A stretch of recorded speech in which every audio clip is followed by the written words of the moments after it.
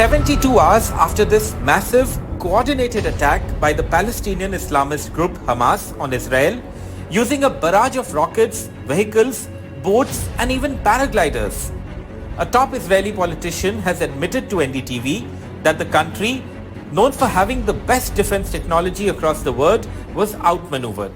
I mean, of course, we have a huge intelligence failure on our hands, and we will deal with it after we will deal with the more urgent thing we need to deal with, which is making sure we are taking their capabilities from them.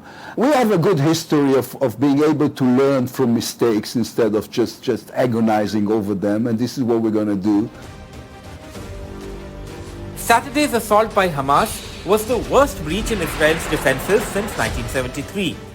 Such was the extent of the failure that Hamas even took multiple hostages, some of whom were paraded before being taken to the Gaza Strip.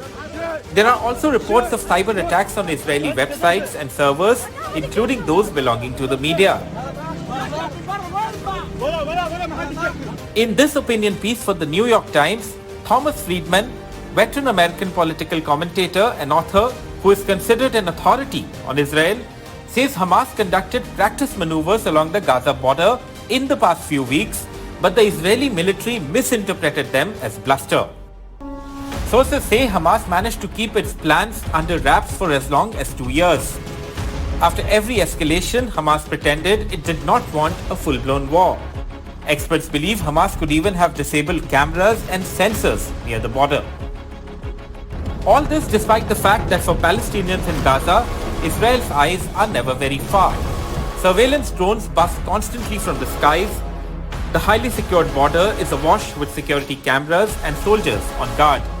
And intelligence agencies work sources and cyber capabilities to draw out a host of information from Gaza.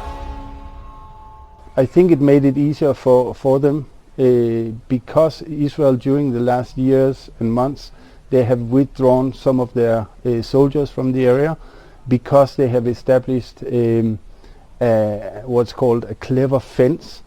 And maybe they thought that Hamas wouldn't be able to cross this fence. The crisis is still unfolding in Israel and nobody knows that when normalcy will be restored there. And before any response to the question that what went wrong, it is the invincible image of Israel which has taken a severe beating. In Delhi, Mohammad Ghazali for NDTV.